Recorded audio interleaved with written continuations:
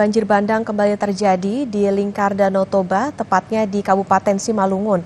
2 rumah warga terseret banjir hingga hanyut ke Danau Toba.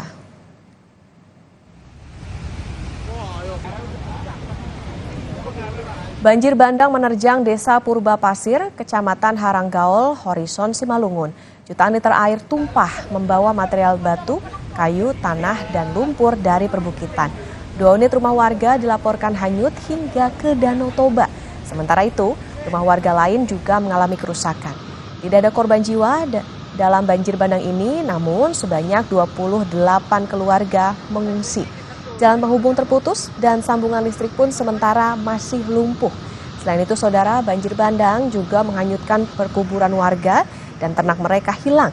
Diduga banjir diakibatkan jebolnya tanggul di Desa Purba Tongah, Kecamatan Purba.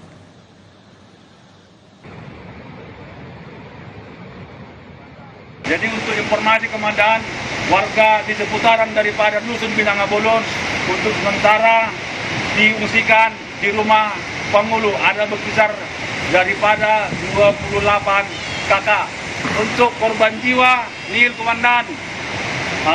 Untuk korban material ada 2 rumah yang hanyut di bawah, termasuk juga rumah-rumah warga Dusun Binangabolon yang mengalami rusak ringan. Banjir bandang juga melanda Kabupaten Solok, Sumatera Barat. Hujan berintensitas tinggi menyebabkan Desa Nagari Suryan diterjang banjir hingga memutus 6 jembatan penghubung. Akibatnya, akses jalan masyarakat pun terputus total. Selain menghantam sejumlah infrastruktur, banjir bandang turut merusak kawasan perkebunan dan ladang milik warga.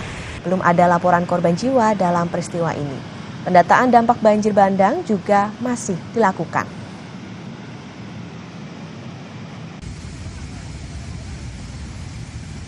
Ini karena kondisi cuaca kurang bagus, karena malam, kami laporkan bahwasanya korban jiwa sampai saat ini tidak ada.